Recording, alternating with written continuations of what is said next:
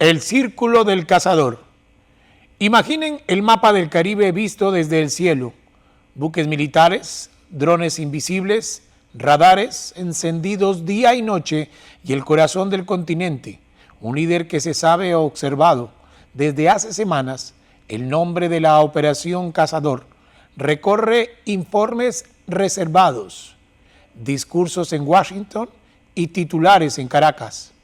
Pero esta semana, la guerra silenciosa salió a la superficie.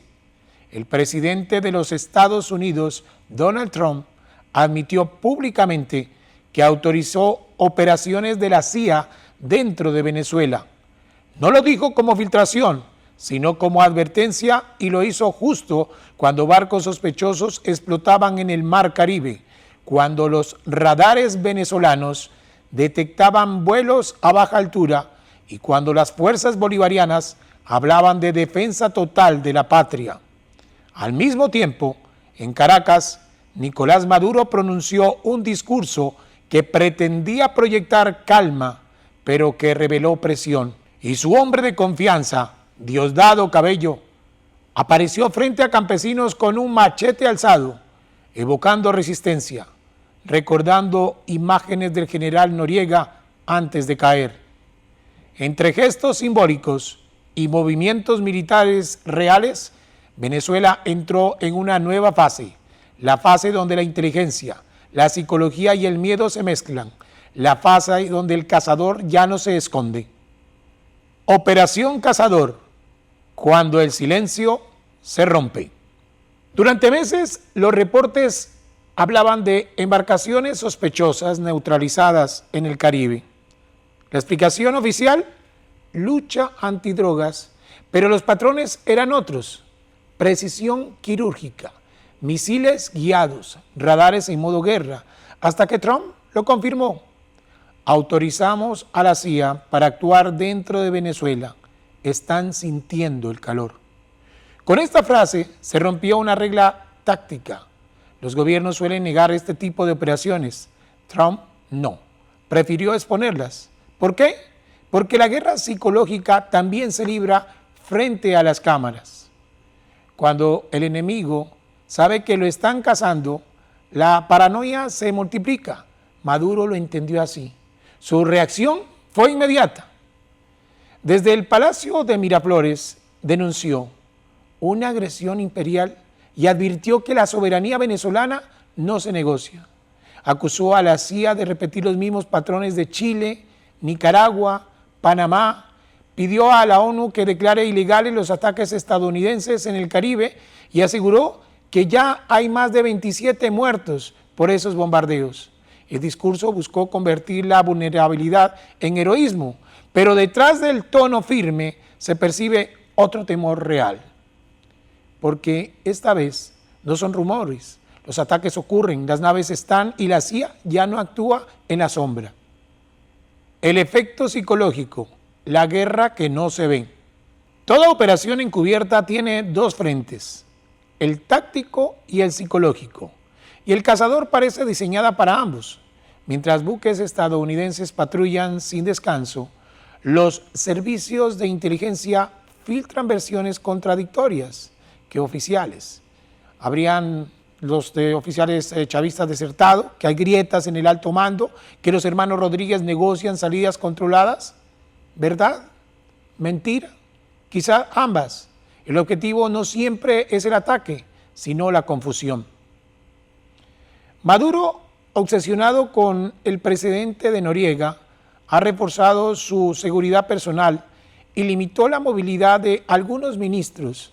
Los vuelos diplomáticos son vigilados y cada discurso suyo mezcla amenaza y súplica. No queremos guerra, pero si la buscan, la tendrán, ha dicho él. La frase refleja la dualidad de un régimen que quiere resistir, pero que siente el peso de un enemigo invisible dentro y fuera de sus fronteras. Diosdado Cabello, el machete como mensaje. Frente a una multitud de campesinos e indígenas, Diosdado Cabello levantó un machete reluciente, sonrió y dijo: este es el símbolo del pueblo con él sembramos y con él defendemos la patria. El gesto recorrió redes sociales, noticieros, memes, comparaciones con los últimos días de Noriega, pero dentro del chavismo fue leído como una señal interna: si viene el asalto, resistiremos desde el campo. La imagen simple, pero potente, conectó con las raíces simbólicas del movimiento bolivariano. El machete del trabajador convertido en arma de la patria, una escena cuidadosamente ensayada para convertir miedo en orgullo, pero también para enviar un mensaje hacia adentro: no hay espacio para la duda ni para la rendición. Los Rodríguez, la teoría del relevo silencioso. En paralelo, otra historia toma forma.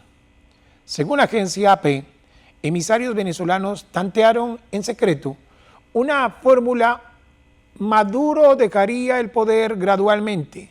Delcy Rodríguez asumiría la presidencia interina por 3 años y su hermano Jorge consolidaría el control político en el Parlamento, una especie de transición pactada sin ruptura del chavismo. Pero la propuesta, según fuentes estadounidenses, fue rechazada. Washington no quiere recambios de forma, sino de fondo.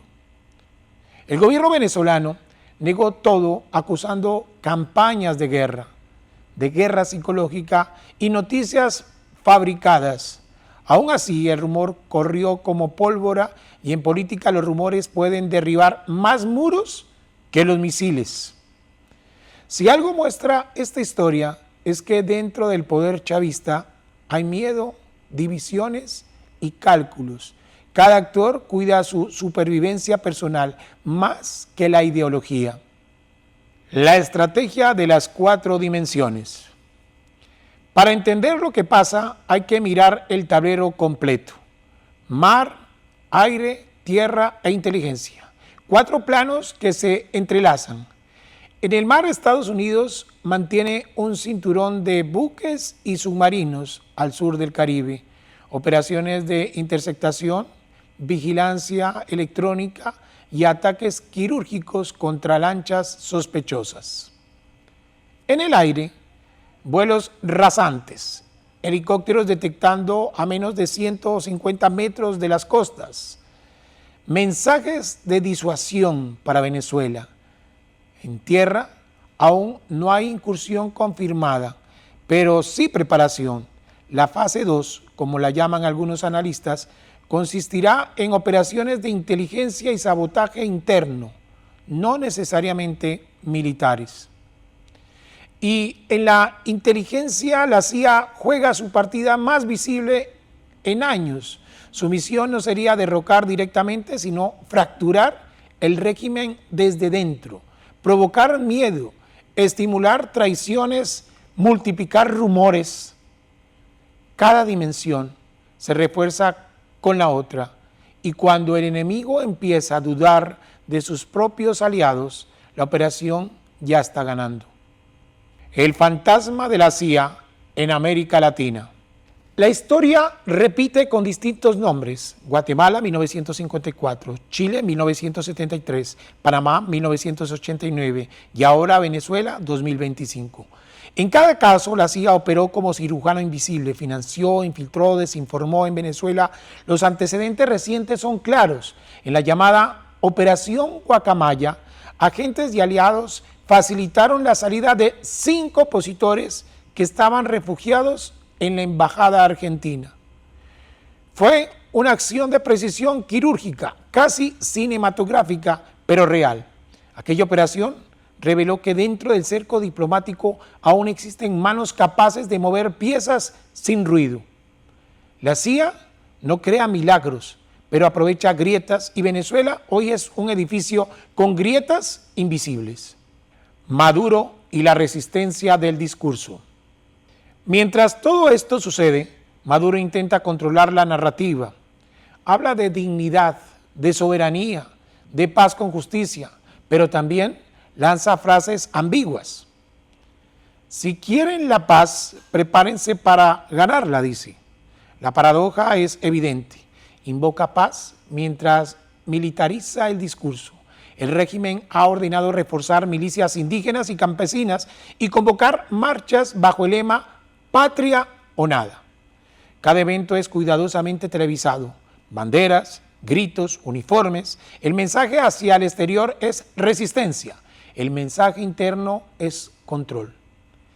Pero la verdadera batalla ocurre fuera de cámaras. La economía paralizada, el descontento militar, la fuga de técnicos, la presión internacional, los rumores de traición, la fortaleza aparente de Maduro se apoya cada vez más en símbolos, no en resultados. El entorno marítimo y aéreo, un cielo que vigila. En las últimas semanas, satélites comerciales han captado movimientos inusuales. Buques estadounidenses acercándose a rutas petroleras, helicópteros Black Hawk sobrevolando zonas fronterizas y radares venezolanos activos las 24 horas. El Caribe se ha convertido en el tablero del ajedrez. Cada movimiento es observado, grabado y analizado. No se dispara una bala sin que alguien lo sepa. El propósito no siempre es atacar, a veces es cansar al enemigo, obligarlo a vivir en estado de alerta permanente, drenando recursos, generando paranoia, y esa es la esencia de la guerra del desgaste. Las fracturas internas cuando el miedo llega al palacio. En los círculos internos del chavismo hay dos sentimientos: lealtad forzada y temor sincero. Los ministros compiten por demostrar fidelidad, mientras especulan quién será el primero en caer si el poder se tambalea.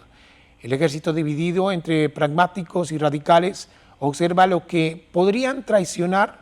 No lo hacen aún, pero toman nota, y la CIA, experta en leer este tipo de fisuras, se alimenta de cada silencio. Cuando un régimen empieza a cuidarse más de los suyos que de sus enemigos, la operación externa ya cumplió su función. Escenarios posibles, el juego final. 3 caminos se abren. Primero, la resistencia total. Maduro se atrinchera, Cabello se radicaliza, los Rodríguez juran lealtad y Venezuela entra en una etapa de aislamiento y represión. Segundo, la transición controlada. Daisy Rodríguez asume temporalmente, se negocia con Washington una apertura limitada y se busca mantener estructura sin Maduro. Tercero, la fractura interna y colapso. Algún sector militar o político se revela a la CIA, que capitaliza la división y el régimen, y así se está desmoronando.